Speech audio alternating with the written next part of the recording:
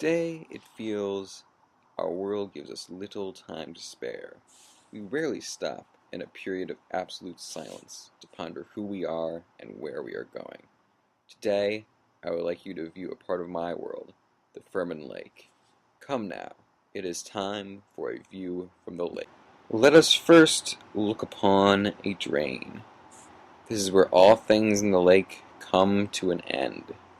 We too are reminded of the end, for after all, do we not use the phrase circling the drain to dramatize a slow but steady demise? Let us look at the drain more closely now. What do we see?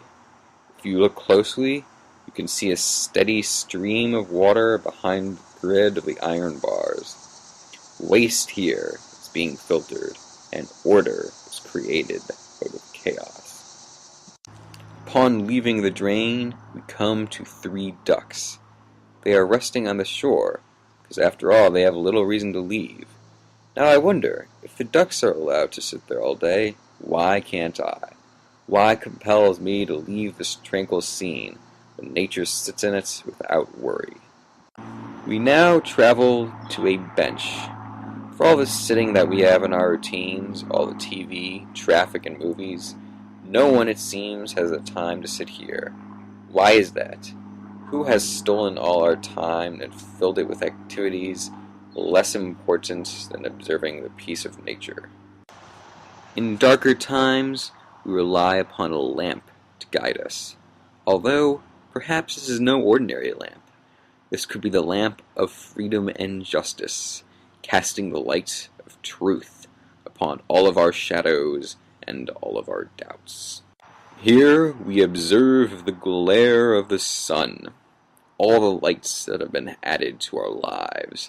The sun remains supreme in its power to illuminate and provide warmth. Despite all our best efforts to replicate its effects to live in an artificial world, nothing we can create will ever match its power and wonder. Let us step back for a second and view the lake in its entirety. We see now, through a few drops of rain, the green lushness of all that surrounds the shore. How is it, then, that any visitor who comes upon this sight has the will to leave it? What has life given us that provides a greater comfort than this scene here? Now we journey to a thicket of plants on the shore. What are these plants? Who has put them there? I know not the answer to that question, but I do not know this. These plants make more sense to me than the game I call life. Out of the sun's glare lies a collection of cattails. If you look closely, you can see one has fallen. It serves as a sobering reminder that permanence is the illusion of every age. Again, from a different view, we see the reflection of the mighty bell tower. Only I don't see it just as a reflection. It is a window to another world, in which details are obscured and tranquility is cherished. Let's go back now to that hazy, lazy view of an afternoon. Why is nobody here? Where have they all gone? Perhaps the people are afraid to come out and see the world, or perhaps they are burdened by the ever-increasing pull away from nature into the false realities of our artificial constructs. In this image, we see 3 trees. Their canopies overlap, and there is an apparent deadening of the middle individual. Perhaps it was pushed around by the surrounding trees, driven to an early death by stress. Let us again reflect. What do we see here, anyway? What does this mean to us? How can we have time to view the lake's reflection and then reflect upon all the things we have done in our own lives? Well, I think we may need to steal some time, so here is a tower to teach us how to do exactly that. The tower, when viewed from afar, looks like a menacing fortress. However, it serves the humble and peaceful purpose of letting us know that time is, snapping us from our delusions and bringing us back to the clock of reality.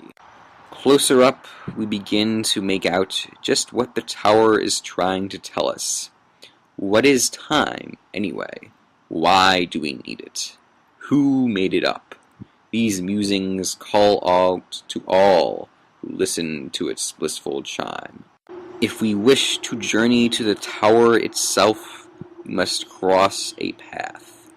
The trees guide us along our journey to the secret of time, and we come to the base of the tower at last.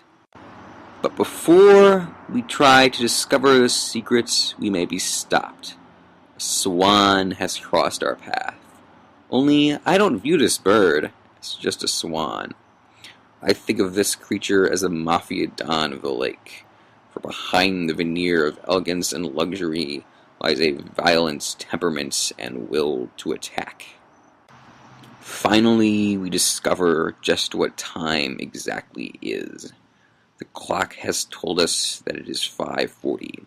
Should we believe it? Perhaps. But what the clock can't tell us is why we feel we have so little of this commodity. I believe there may be an answer, which the forces of politics, banking, and law took our simple world and made it complicated. The following complications of this modern society we have, unfortunately, allowed others to steal our time.